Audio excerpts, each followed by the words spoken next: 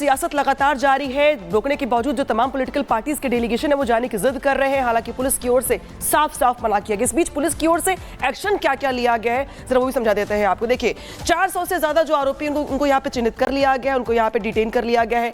140 से ज्यादा दंगाइयों के लिए जारी किए गए हैं फोटो जो यहाँ पे दिखाई दिए। ये देखिए तस्वीर दिखा लगातार आपको, हाथों में पत्थर और हथियार के साथ यहाँ पे दंगाई दिखाई दिए हैं जिनकी फोटो यहाँ पे जारी कर दी गई है। अब तक 31 आरोपियों को पुलिस ने धर दबोचा है, पकड़ लिया है। पुलिस की कई टीमें उपद्रवियों की तलाश में जुटी हुई हैं। जैसे जैसे फोटोज निकल के सामने आ रही है वैसे वैसे धरपकड़ चल रही है। पुलिस की कुछ टीमों की लगातार यहाँ पे छापेमारी चल रही है। सीसीटीवी, मोबाइल वीडियो और ड्रोन के जरिए यहाँ पे तलाश तेज कर दी गई है। जो यहाँ पे 400 उपद्रवी हैं जो दिखाई दिए हैं सीसीटीवी फुटेज में या भागते हुए या छिपते हुए, उन सबको यहाँ पे पकड़ा जा रहा है। प्रयास दरअसल ये किया जा रहा है कि जो तस्वीरें दिखा रहे हैं आपको लगातार टीवी स्क्रीन पे, ये वही नकाबपोश चेहरे थे जो उस वक्त दंगा कर रहे थे, उपद्रव कर रहे थे, हिंसा कर रहे थे और अब उनको धरपकड़ करने को लेकर जो पुलिस की टीमें हैं वो लगातार आगे काम कर रही है। यानी कि संभल में हिंसा तो शांत हो गई है लेकिन अब पुलिस का एक्शन लगातार जारी है। संभल में सागर मौजूद हैं। सागर, 400 दंगाई ऐसे जिनकी पहचान कर ली गई है, उनकी धरपकड़ भी तेज हो गई है, लेकिन अभी तक और क्या कुछ एक्शन लिया जा रहा है वहां पर? क्योंकि आज ऐसा बताया जा रहा है कि संभल में कांग्रेस की डेलीगेशन की पहुंचने की पूरी तैयारी है। देखिए बिल्कुल मीनाक्षी, अगर हम बात करें अभी तक 400 जो आरोपी हैं उनकी पहचान कर ली गई है। लगातार प्रशासन भी इस समय पूरी तरह से एक्टिव है।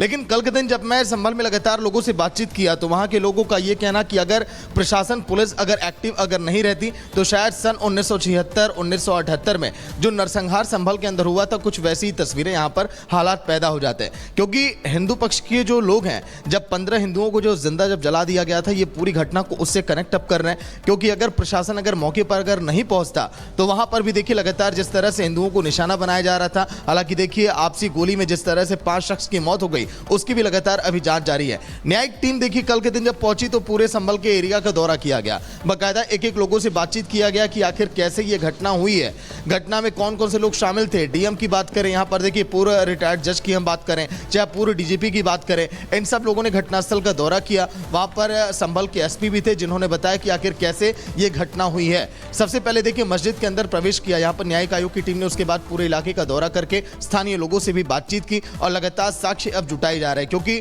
मुख्यमंत्री योगी आदित्यनाथ ने इस बात का जिक्र किया कि 2 महीने के अंदर आपको जांच की रिपोर्ट अब सौंपनी है। उस जांच की रिपोर्ट के आधार पर आगे की कार्रवाई की जाएगी। लेकिन अब देखिए डीएम ने रिपोर्ट के आधार पर ही आगे की कार्रवाई की जाएगी, ये योगी सरकार की तरफ से स्पष्ट सीधे तौर पर कह दिया गया है। लौटेंगे सागर आपके पास, लेकिन जिस तरीके से योगी सरकार एक्टिव मोड में नजर आ रही है, योगी की पुलिस एक्टिव मोड में नजर आ रही है, लगातार एक्शन हो रहा है दंगाइयों पर। लेकिन दूसरी तरफ कुछ नेता ऐसे हैं जिस पर राजनीति करने से बाज नहीं आ रहे हैं और संभल हिंसा के मुद्दे को अपनी राजनीतिक रोटियां सेकने के लिए इस्तेमाल कर रहे हैं। रिपोर्ट देखिए।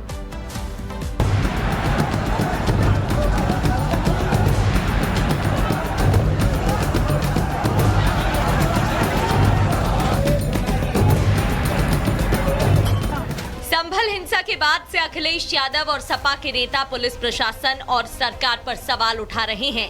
हिंसा के वीडियो और सीसीटीवी में उपद्रवी साफ तौर पर पुलिस पर पथराव और आगजनी करते दिख रहे हैं।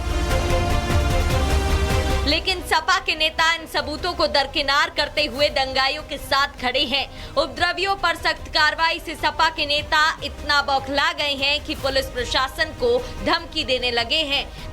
अभी जो उनके चढ़ावे पे गुनाह हो रही है, अत्याचार हो रहा है, जातियां हो रही हैं, इस सबका हिसाब किताब होगा। संभल में बवाल होने के बावजूद स्थानीय सपा विधायक इकबाल महमूद भड़काने से बाज नहीं आ रहे हैं। लगता है कि सपा सांसद जियाउर रहमान और उनका कंपटीशन चल रहा है, तभी तो उन्होंने मस्जिद के लिए जान देने की बात कहकर लोगों को फिर भड़काने की कोशिश की है। मस्जिद के नाम के ऊपर शहीद होने के लिए पूरी मुस्लिम कौम तैयार रहती है हर वक्त। जो कुछ भी हुआ अच्छा नहीं हुआ, जिसने भी किया वो अच्छा नहीं किया। अखिलेश और उनके चाचा संभल की घटना को राज्य सरकार की साजिश बता रहे हैं। उनका आरोप है कि जानबूझकर मुसलमानों का मनोबल गिराया जा रहा है। तो बीजेपी का कहना है कि सपा सरकार में सबसे ज्यादा दंगे हुए, इसके लिए इतिहास अखिलेश को कभी माफ नहीं करेगा।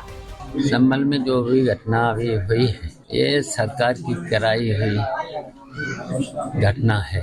ये सीधा सीधा मुस्लिम लोगों का मनोबल गिराना चाहते हैं। ये भारतीय जनता पार्टी देखिए विकास कुछ कर नहीं रही है और केवल अपराधियों को सुरक्षा दे करके ये दंगे और फसाद कराने का काम कर रही है। प्रदेश की जनता निर्णय करेगी कि गुंडे माफिया प्रदेश को दंगों की आग में झोंकना चाहते हैं। समाजवादी पार्टी के लोग पहले पत्थर फेंकवाएंगे, दंगा हो जाएगा तो जाकर के वहां राजनीतिक पर्यटन करेंगे। प्रदेश की जनता इनको पूरी तरह से नकार दिया है इन उपचुनाव में। बहरहाल प्रशासन संभल में शांति बनाए रखने के लिए अलर्ट मोड पर है तो सियासत भी गर्म है। सवाल है कि उपचुनाव में मिली करारी हार से बौखलाई सपा वोट बैंक के लिए क्या ऐसी सियासत करेगी जिससे हिंसा हो और बेगुनाह मारे जाए। Bureau report, Republic Bharat.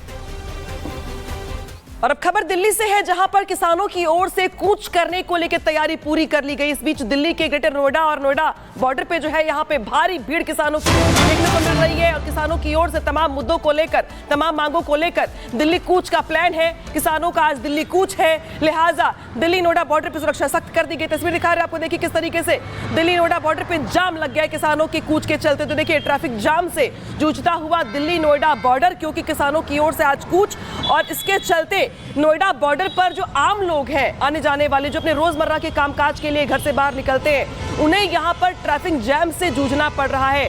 तो किसानों का कूच और ट्रैफिक जैम दोनों साथ साथ दिखाई दे रहा है। जहां पे देखिए महामाया फ्लाईओवर से दिल्ली जाने का प्लान है किसानों का, लिहाजा दिल्ली नोएडा बॉर्डर पर ही जाम देखने को मिल रहा है। लंबी कतार गाड़ियों की, जहां पे देख पा रहे हैं आप संसद के घेराव का प्लान है किसानों की ओर से। संयुक्त किसान मोर्चा की ओर से दिल्ली कूच का प्लान है तमाम अलग अलग मांगों को लेकर। लेकिन जिस तरीके से किसान महामाया फ्लाईओवर के जरिए दिल्ली में एंटर करने का प्रयास कर रहे हैं, उसके पहले दिल्ली नोएडा बॉर्डर पर ही किसानों की कूच के चलते भारी जाम देखने को मिल रहा है। और इसके चलते जो बाकी के कामकाज, रोजमर्रा के कामकाज करने वाले जो लोग हैं, जिनका आम जनजीवन यहाँ पे प्रभावित होता हुआ दिखाई दे रहा है।